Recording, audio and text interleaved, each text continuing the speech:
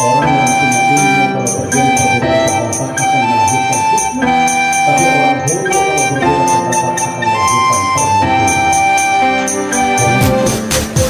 Mari kita tingkatkan semoga Allah Subhanahu wa taala untuk bisa